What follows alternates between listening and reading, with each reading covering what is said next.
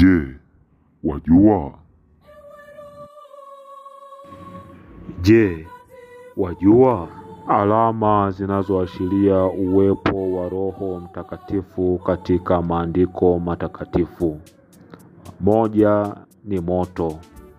Tukisoma kitabu cha Matendo ya Mitume sura ya 2 aya ya 3 mpaka ya 4, wanafunzi waliona ndimi za moto zikishuka juu yao.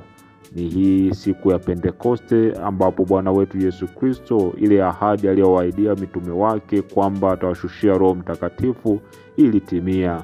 Kumbe ile ishara ya moto, ndimi zilizoshuka kutoka mbinguni, ilikuwa inaashiria uwepo wa Roho Mtakatifu kati ya mitume. Roho Mtakatifu alishuka kwa mitume.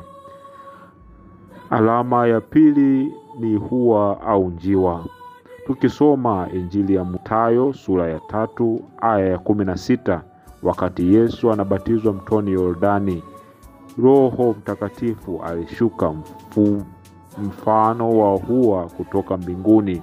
Na hii ilikuwa ni mara ya kwanza Utatu Mtakatifu unajidhihirisha, kwani Yesu ambaye ni Mungu Mwana, Mungu Baba sauti yake ilisikika, lakini Mungu Roho Mtakatifu alishuka kwa mfano wa hua. Alama ya tatu, na ambayo sio maarufu sana lakini pia inaashiria uwepo wa Roho Mtakatifu, ni maji.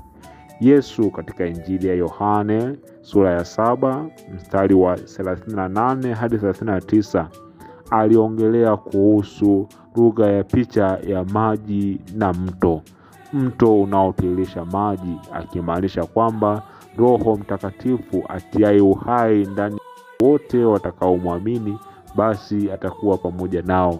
Hivyo ndugu zangu wapendwa, hizi ni baadhi ya ishara ambazo zinaashiria uwepo wa Roho Mtakatifu.